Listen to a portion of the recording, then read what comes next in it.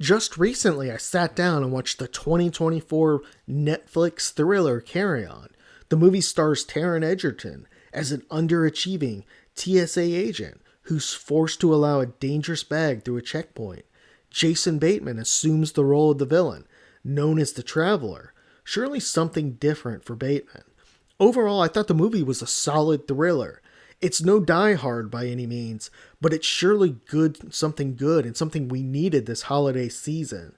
Now, the movie has a really good storyline, I thought, something original we really haven't seen in a while. The last airport thriller I seem to remember around Christmas time was Die Hard 2, and it seems like after 9/11, they really stopped making a lot of these thriller movies involving planes and airports and hijacking. And remember in the 90s, we had a lot of those movies. We had Passenger 57, Executive Decision. They seem to be just coming out left and right. Now back to the movie, I did think it did take a little while to get going. I think it was like 45 minutes or an hour before we finally saw Jason Bateman's face, which is definitely not an intimidating one, especially after you've seen him in so many comedies and dramas and things.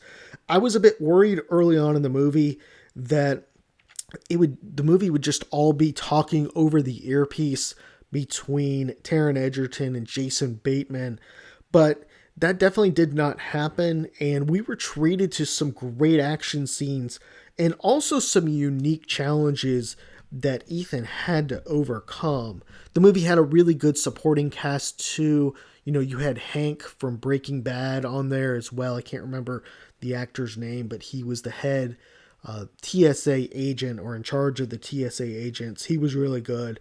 And the movie really got a lot of things right. Again, the casting was good, and Edgerton was a great choice to be a young, naive, underachieving TSA agent. The dialogue and interaction between Edgerton, who was actually Ethan in the movie, and Jason Bateman, or the Traveler, was really good. And I loved the setting. It felt very realistic to me. There were a number of awesome action scenes, like the car scene and also the fight on the conveyor belts.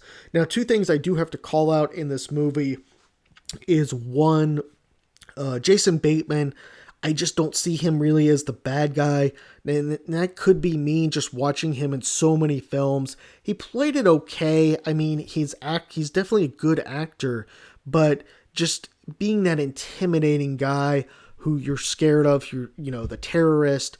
I don't really see him as that in the role he was doing. I would have liked to see possibly someone else in that role, but still the movie's very good. Now, one other thing I want to call out too is that, much of this movie is around getting this bag through the TSA security checkpoint, and they're basically telling Ethan or Taron Edgerton just to ignore what he sees. Now, I'm no expert on airport security, but I'm pretty sure that if a bag like that comes through, the system's going to monitor it. It doesn't really matter that the TSA agent ignores it or not. So it's going to flag, something's going to flag in that computer system, and someone else is going to take a look. It's either going to go up to a supervisor or something. It's just not that easy to sneak, deadly nerve gas through an airport security system. If it was that easy, I think we would have seen something, by now. We would have seen a lot more smuggling cases, people being caught.